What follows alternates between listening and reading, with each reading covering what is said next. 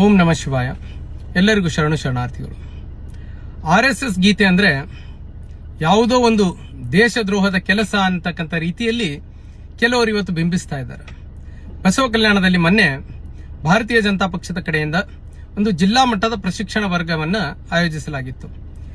ಈ ಪ್ರಶಿಕ್ಷಣ ವರ್ಗ ನಡೀತಕ್ಕಂಥ ಸಂದರ್ಭದಲ್ಲಿ ಬೆಳಗಿನ ಜಾವದಲ್ಲಿ ಎಲ್ಲಾ ಶಿಬಿರಾರ್ಥಿಗಳು, ಮಾಜಿ ಮಂತ್ರಿಗಳು ಸೇರಿದಂತೆ ಅನೇಕ ಬಸವಾಭಿಮಾನಿಗಳು ಬೆಳಗಿನ ಜಾವದಲ್ಲಿ ಅಲ್ಲಿ ಎಲ್ಲರೂ ವ್ಯಾಯಾಮ ಮುಗಿಸಿ, ಯೋಗ ಮುಗಿಸಿ, ತದನಂತರ ಗುರು ಬಸವಣ್ಣನವರ 108 ಅಡಿ ಪುತ್ಥಳಿ ಎದುರುಗಡೆ ಎಲ್ಲರೂ ಕೂಡ ಜಮಾಯಿಸಿ ಎಲ್ಲರೂ ವಚನಗಳನ್ನು ಕೂಡ ಹೇಳಿದ್ರು.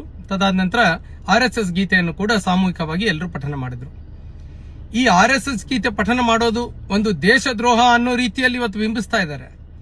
ಇವತ್ತು ಯಾವ RSS ನ ಪ್ರತಿಯೊಬ್ಬ ಕಾರ್ಯಕರ್ತನು ಕೂಡ ಭಾರತ ದೇಶದಲ್ಲಿ ಈ ಜಾತಿ ಪದ್ಧತಿಯನ್ನ ಸಂಪೂರ್ಣವಾಗಿ ನಿರ್ಮೂಲನ ಮಾಡಿ ಗುರು ಬಸವಣ್ಣನವರು ಹೇಳಿಕೊಟ್ಟಿರ್ತಕ್ಕಂಥ ತತ್ವದಂತೆ ನಾವೆಲ್ಲರೂ ಒಂದಾಗಿ ಬಾಳಬೇಕು, ಎಲ್ಲಾ ಸನಾತನಿಗಳು ಒಂದಾಗಿ ಒಗ್ಗೂಡಿ ಬಾಳಬೇಕು ಅಂತಕ್ಕಂಥ ಸಂದೇಶವನ್ನು ಕೊಟ್ಟು ಇವತ್ತು ಯಾವ RSS ನಮ್ಮೆಲ್ಲರನ್ನ ತೆಗೆದುಕೊಂಡು ಹೋಗ್ತಾ ಇದೆಯೋ ಅಂತ RSS ನ ಗೀತೆ ಪಠನೆ ಮಾಡಿರ್ತಕ್ಕಂಥದ್ದು ಕೆಲವರಿಗೆ ಉತ್ತಿಸ್ತಾ ಇದೆ.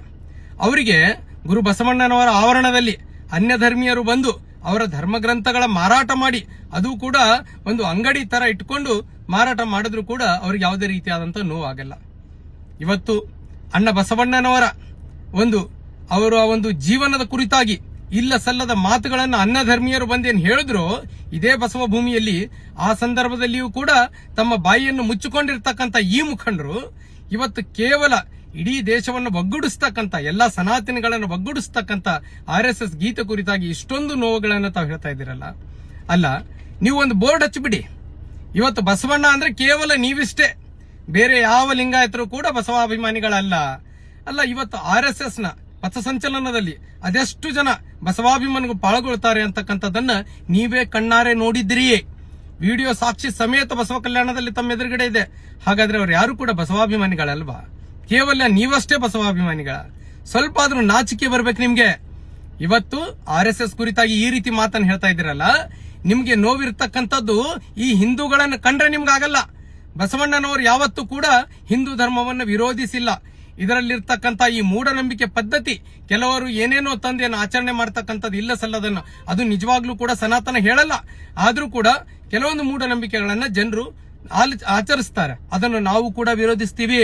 ಬಸವಾಭಿಮಾನಿಗಳಾಗಿ ನಾವು ಕೂಡ ಅದನ್ನು ವಿರೋಧಿಸ್ತೀವಿ. ಆದ್ರೆ ಅದನ್ನೆಲ್ಲ ಬಿಟ್ಕೊಟ್ಟು RSS ಅಂದ್ರೆ ನಿಮ್ಗೆ ಮೈ ಉರಿ ಆಗುತ್ತೆ ಅಲ್ಲ, ನಿಮ್ಗೆ ಜನರೇ ಇದಕ್ಕೆ ತಕ್ಕಂತಹ ಪಾಠ ಕಲಿಸ್ತಾರೆ.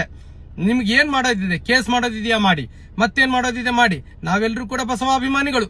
ಇವತ್ತು ಸಮಾಜದಲ್ಲಿರ್ತಕ್ಕಂಥ ಶಾಂತಿಯನ್ನ ಕದಡ್ತಕ್ಕಂಥ ಕೆಲಸ ನೀವು ಮಾಡ್ತಾ ಇದ್ದೀರಾ. ಅಲ್ಲಿರ್ತಕ್ಕಂಥವ್ರು ಪ್ರತಿಯೊಬ್ರು ಕೂಡ ಬಸವಾಭಿಮಾನಿಗಳೇ. ಇವತ್ತು ಗುರು ಬಸವಣ್ಣನವರು ಹೇಳಿಕೊಟ್ಟಿರ್ತಕ್ಕಂಥ ಸಮಾಜದಲ್ಲಿರ್ತಕ್ಕಂಥ ಸಮಾನತೆ, ಏಕತೆ ಕುರಿತಾಗಿ ನಾವೆಲ್ಲರೂ ಕೂಡ ಒಗ್ಗಟ್ಟಿನಿಂದ ಕೆಲಸ ಮಾಡ್ತಾ ಇದ್ದೀವಿ. ಹೆಮ್ಮೆಯಿಂದ ಹೇಳ್ತೀವಿ, ನಾನೊಬ್ಬ RSS ನವನು, ನಾನೊಬ್ಬ ಹಿಂದೂ ಲಿಂಗಾಯತ, ನಾನೊಬ್ಬ ಬಸವಾಭಿಮಾನಿ ಅಂತ ನಾನಿವತ್ತು ಎದೆ ತಟ್ಟಿ ಹೇಳ್ತೇನೆ. ನೀವು ಏನು ಮುಖಂಡರು ಅಂತಂದು ಹೇಳ್ಕೊತಾ ಇದ್ದೀರಲ್ಲ, ನಿಮ್ಗಷ್ಟು ನಿಮ್ಗೊಂದು ಇವತ್ತು ಕೂಡ ತಿಳಿದುಕೊಳ್ಳಿ, ಮುಂದ್ ಬರ್ತಕ್ಕಂಥ ದಿನಗಳಲ್ಲಿ ನಿಮ್ಮದೇ ಪೀಳಿಗೆ, ನಿಮ್ಮ ಮಕ್ಕಳು ಮೊಮ್ಮಕ್ಕಳು ನಿಮ್ಗೆ ಛೀ ಅಂತ ಉಗಿತಾರೆ. ನೀವೇನು RSS ನ ವಿರೋಧಿಸ್ತಾ ಇದ್ದೀರಲ್ಲ, ನಿಮ್ಮ ಮಕ್ಕಳು ಮೊಮ್ಮಕ್ಕಳು ನಿಮ್ಗೆ ಛೀ ಅಂತ ಉಗಿಳ್ತಾರೆ. ಇದನ್ನ ತಿಳಿದುಕೊಳ್ಳಿ.